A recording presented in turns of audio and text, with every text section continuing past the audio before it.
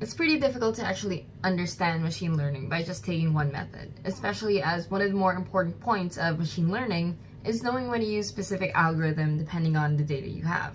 And this is what this video is about. I'm going to talk about some of the other algorithms out there, as well as the social aspect of machine learning I talked about in my first video. Hi, my name's Beam. At least that's my nickname.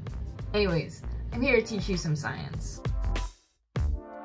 On top of Ridge Regression, which I talked about in my last video, there are two more algorithms that I think are worth it to know about, and they're support vector machines and random forest. So first off, SVM groups our data using kernels. For some fucking reason, a way to group data is called a kernel, and specifically in this paper, they used one called RBF.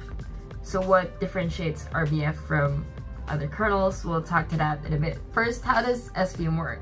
It's all about grouping things, and we do that by setting boundaries. For example, we're plotting the size of the beads against concentration. As I've been saying in my previous videos, we don't want to have big beads present because we want fibers. We want the nano structures to be in the form of fibers and not those beads. And that's this area. But then again, we want a lot of nanofibers too, which is also affected by concentration. At these values for concentration, we get a lot of nanofibers, and part of this region intersects with the region where we get small beads. How much of the long nanofibers do we sacrifice in the name of smaller beads is a boundary that we would set, and that depends on the kernel we choose. We can decide to have this set of values as acceptable, and this is the boundary. Let's try to make it even more concrete. The counterpart of the alpha in Ridge Regression that I talked about in the previous video is the SVM's lambda in this video. So this lambda just tells us how much influence one point has on nearby data points. See, we know the boundaries we set are good when the points inside two groups are farthest from each other. But which two points do we compare? When we choose the 2 points, we call those our support vectors. Those support vectors literally support us in determining our boundary. What RBF does is this. We take our 2 points and the most important value we need from them, the distance between those 2 points. From here, we input this value into a function called RBF, which is basically a scale, meaning the maximum value it can give us is 1. So whatever number we get, it can tell us how close they are from each other. Isn't that fucking amazing? We want them to be as far as possible. The closer it is to 1, the better. But sometimes it depends, and if you want to learn more about that, you can search for the term region of similarity. So for the next MLR method they used, it's called random forest. And basically we come up with decision-making pathways. Like going for dinner, we started thinking about the restaurant. Do we want Japanese or Italian? How far are we willing to travel? And when we get there, do we want to sit outside? Do we want a place with great appetizers? What are you going to be drinking? The random part means that sometimes we think about how far we want to commute first. Just then do we consider whether or not we care about outdoor seating. Sometimes we just care about the drinks. Every time is different, but here's the cool thing. From all those different decision-making pathways, you can actually generalize what your taste is, for example. So we take those random forests and get this kind of average. Finally, this paper also used VR, which pretty much takes into account those 3 models.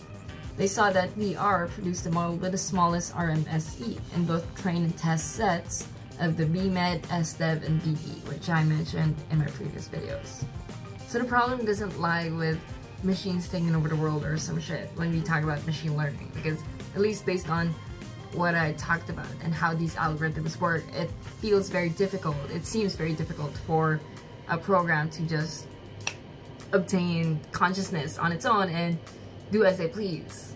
I think the problem lies more with how when we use these machine learning methods, we mistakenly think that they're the most reliable things on earth, that we shouldn't question this result because it's backed up by so much raw data that the outcome is, well, the truth. But the thing is that even our data sets can be biased, and that's just what happens. As a human, we have those biases. So when we collect data ourselves, we have our own set of experiences that are pushing us towards being limited to a specific way of collecting data, and that in itself is pretty sketchy. that small bias, that small unnecessary bias can sometimes be harmful in specific situations, such as on a search engine, for example. Although I'm not pointing any names, there might be a case where if you search for the word nurse, only female nurses come up. This is actually really harmful because a lot of male nurses exist, and it's also perpetuating this sort of idea that females are only allowed to do these specific types of careers and things, stuff like that.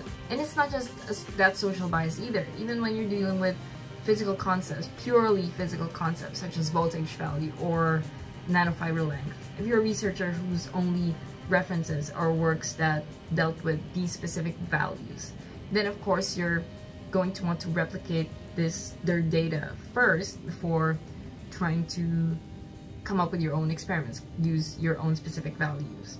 So even that starting point is already biased because this is the kind of information that's available to you. So what about all the rest, all the other kinds of values that can be used, but it has not really been proven by anyone else that using these settings actually works? So that's the bias that we can be talking about if you don't want to talk about social bias or anything. So I started making this video series on machine learning because around a year ago or more than, I started this research internship on making nanofibers out of polylactic acid, and I have a separate video about that internship, about the science journey there. And yeah, so at the time I was having a lot of difficulty getting the nanofibers in the first place. It was hard to replicate what other scientists were doing, especially as the environmental conditions, they vary from lab to lab. So even then, it's pretty hard to come up with a really general set of values where everyone can use this as a starting point, and then you can just branch out depending on how you want the research direction to be, for example. So yeah, so I ended up learning a lot about machine learning, and I wanted to kind of organize it in my brain because there's just so much going on, and I find it really interesting to break down something that sounds so complex like machine learning to people, because even me making this video is a way for me to learn about machine learning. It's a way for me to test things. That's kind of mostly why I make these science videos in the first place. They're based on topics that I myself am curious about, and I want to learn more. I want to be able to talk about it. I want to be knowledgeable about it enough that I can teach people the concept. Towards the end of my internship, I was actually able to get the nanofibers, but I didn't really use machine learning at all.